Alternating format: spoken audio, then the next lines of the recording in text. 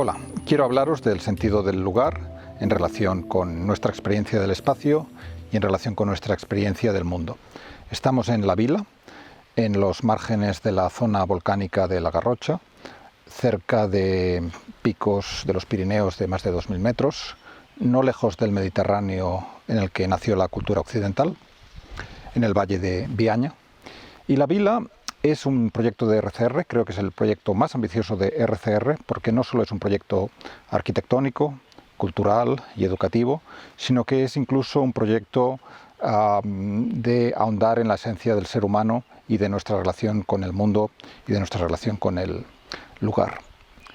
El propósito de hablar del sentido del lugar es porque en la experiencia humana, sobre todo en los últimos siglos, hemos ido pasando de la experiencia de lugares concretos a cada vez más la experiencia de espacios abstractos. Y en este proceso creo que ahora es evidente que hemos ido demasiado lejos. Muchos conoceréis la obra de un arquitecto e historiador de la arquitectura, Christian Norberg Schutz, noruego de origen, pero pasó buena parte de su vida en Italia, que tiene muchas obras enfocadas a poner de relieve la importancia del sentido del lugar en la práctica de la arquitectura. Él dice, por ejemplo, que la esencia de la arquitectura es crear y preservar lugares. Es transformar espacios en lugares, en el sentido de lugares acogedores en los cuales se pueda manifestar la plenitud de la existencia humana. Norberg Schutz dice que la necesidad más profunda del ser humano es una necesidad de sentido. Y para encontrar sentido en nuestras vidas necesitamos encontrar sentido en el lugar. Necesitamos lo que dice en inglés meaningful places. Esto, por ejemplo, lo expresa en una obra que se llama Principles of Modern Architecture, Principios de la Arquitectura Moderna, de la que hay una edición en el año 2000. Norberg Schutz también pone de relieve la necesidad de volver a lo concreto, porque hemos ido pasando a lo largo de la historia humana de espacios y tiempos muy concretos a dimensiones cada vez más globales, universales, destemporalizadas, que tienen evidentemente sus ventajas, pero que muchas veces nos llevan a un cierto desarraigo, a una cierta pérdida de arraigo, de enraizamiento en el cosmos, en el mundo, en el lugar, en la sociedad y en nuestra vida. Cada lugar es único. Aquí, en el Valle de Bianya, y especialmente aquí en La Vila, pues tenemos un entorno único en el que, como os digo, RCR desarrolla este proyecto cultural, arquitectónico y educativo. Estamos en el borde de un hayedo, sobre todo. Hay otros árboles, pero sobre todo esto es un gran hayedo. Y si os fijáis en los árboles, veréis que cada árbol siempre es único. Un árbol de la misma especie, plantado en otro lugar, tiene otras características de luminosidad, de humedad, de nutrientes en el suelo, vientos predominantes, y eso hace que ese árbol se manifieste de un modo distinto. Lo mismo nos ocurre a las personas. Somos personas distintas en diferentes espacios, en diferentes lugares. Somos sensibles al clima, somos sensibles a los vientos, somos sensibles a las condiciones de humedad, de temperatura, etc. Y por tanto nuestra vida se manifiesta de maneras diferentes en lugares distintos. Pensemos, por ejemplo, en 4 ciudades que están en la misma latitud, 41 grados.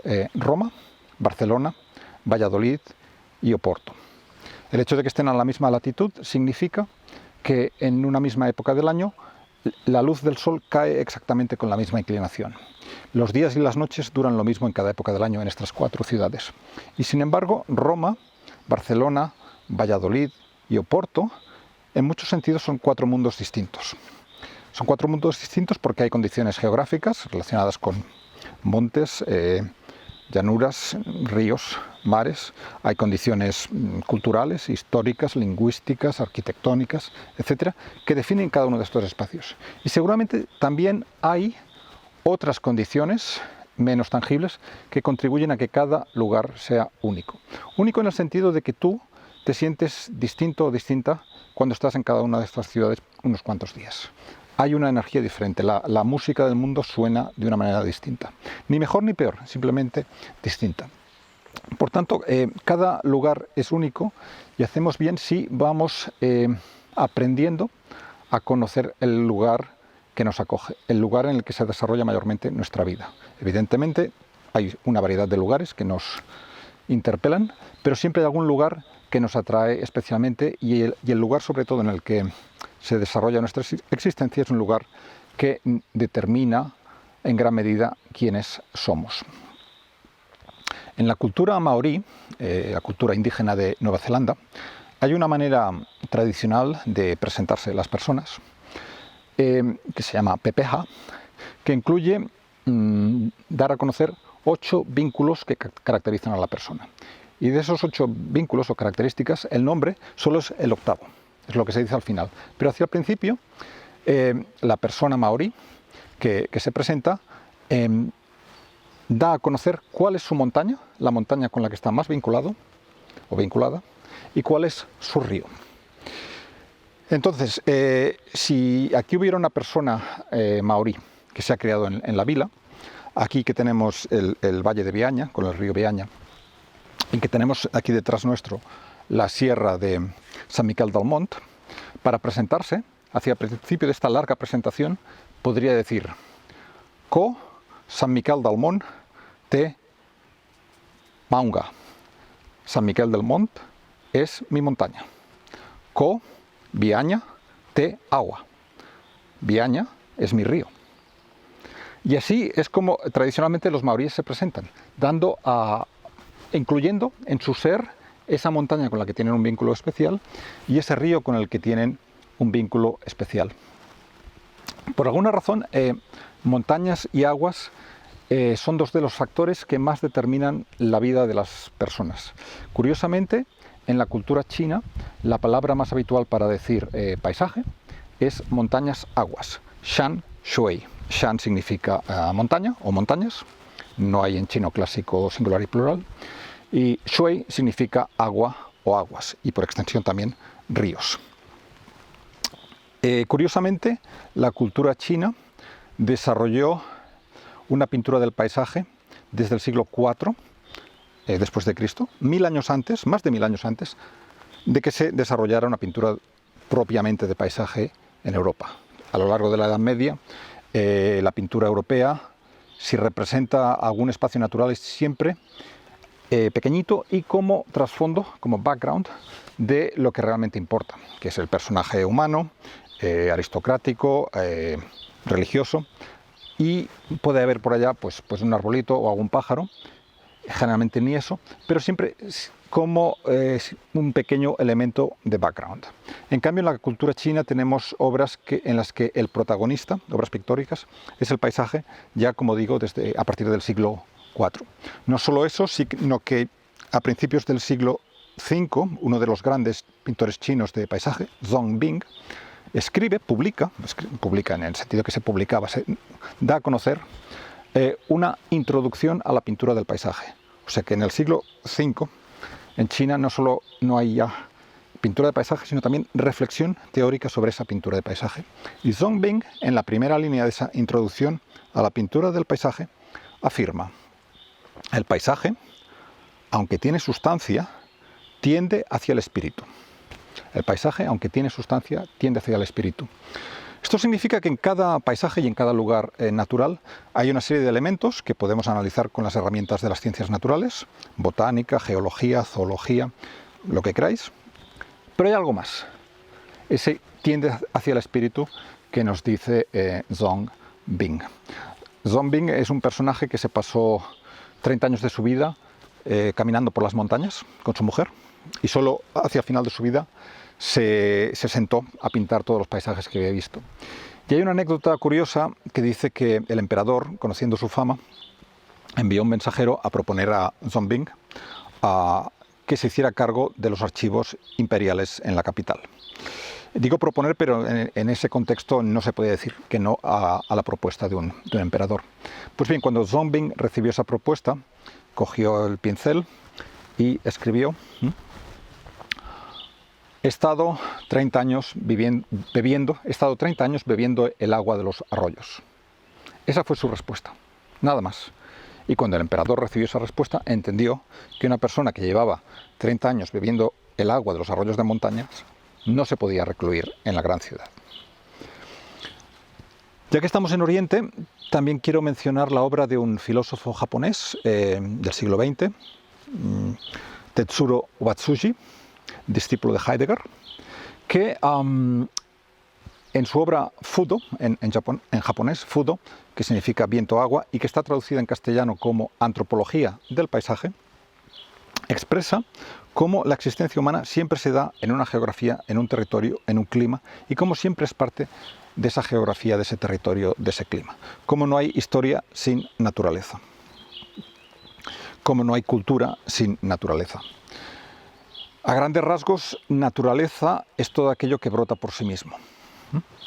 El término natura, en latín, natus, nacido. Igualmente en griego clásico, physis viene de phio, nacido, nacer. Incluso en chino clásico, la palabra más habitual para designar la naturaleza, ziran, evoca lo que es espontáneamente sí mismo. O sea, en griego clásico, en latín y en chino tenemos las tres culturas, los tres idiomas que apuntan a esta idea de lo natural como lo que se desarrolla por sí mismo, mientras que lo que hacemos los humanos es lo que llamamos cultura o lo que llamamos artificio, artificial. Entonces tenemos este proceso histórico en el cual hemos ido pasando de un mundo que básicamente era naturaleza a un mundo que cada vez es más artificial, en ambientes artificiales, entre cuatro paredes, con pantallas, y en un mundo mental de dígitos, de cifras, de estadísticas, de abstracciones. Norbert Schutz, como os decía, ya pide ese retorno a lo concreto. Yo creo que efectivamente tenemos que integrar, arraigar ese mundo abstracto en la experiencia concreta del lugar. Y por eso sirve pues, venir a espacios como este, como la vila. En este proceso de progresiva sustitución de lo natural por lo artificial, hay un momento histórico clave, que es el principio de la revolución científica, cuando tanto Descartes como Galileo afirman explícitamente en sus libros que solo es verdaderamente real lo que se puede medir, lo que se puede cuantificar. Es decir, longitud, peso, velocidad son magnitudes reales. En cambio, colores, olores y sabores, belleza, justicia y verdad, placer y dolor, según ellos, son fantasías subjetivas. Esto es muy curioso porque lo que realmente constituye la esencia y la salsa de nuestras vidas son cosas que no se pueden medir.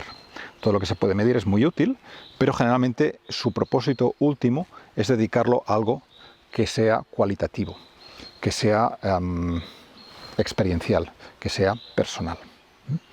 Y así hemos llegado a un mundo en el cual las cantidades eclipsan a las cualidades, lo numérico eclipsa a lo imaginativo, la prosa eclipsa a la poesía, el metal eclipsa al latido de la vida. Y de algún modo necesitamos, por tanto, recuperar este arraigo en el mundo. En las culturas indígenas, en las culturas de nuestros antepasados remotos, había un claro sentido del lugar. Os ponía antes el ejemplo de la cultura maorí. Pero incluso en el principio de la cultura occidental, ni siquiera tenemos una palabra para designar el espacio abstracto. Sabéis que Newton, en el siglo XVII, formula una física en la cual hay un espacio abstracto y absoluto. Un espacio que luego la física de Einstein desmonta y para proponer un espacio relativo al observador y relativo al contexto. Pues bien, de algún modo necesitamos recuperar la conciencia del observador y la conciencia del contexto en muchas de las cosas que hacemos. Pero, como os decía, esta idea de un espacio absoluto que nace con Newton ni siquiera hubiera podido formularse en griego clásico. Aristóteles escribe un gran tratado de física que tendrá una enorme influencia durante 2000 años. Pero la física de Aristóteles en ninguna parte tiene una palabra para designar el espacio abstracto que nosotros imaginamos hoy en día. Aristóteles sobre todo se refiere a lugares, topos, topoi. O sea que Aristóteles construye un gran edificio de física que permite explicar muchos fenómenos sin referirse a un espacio absoluto o concreto, absoluto o abstracto, perdón, refiriéndose siempre a lugares concretos. Entonces, a partir de la revolución científica, tenemos esta fascinación por lo cuantitativo, por lo abstracto, por lo que se puede poner en fórmulas. Eso, evidentemente, ha tenido muchísimo que ver con el desarrollo de la ciencia, de la tecnología, del mundo moderno, pero también tiene que ver con el hecho de que la vida moderna a menudo sea desarraigada, a menudo esté plagada por un vacío de sentido, por un nihilismo, por psicopatologías que emergen cada vez más. Porque de algún modo hemos perdido nuestro arraigo en el mundo, nuestro arraigo en el cuerpo, nuestro arraigo en la naturaleza, nuestro arraigo en el lugar.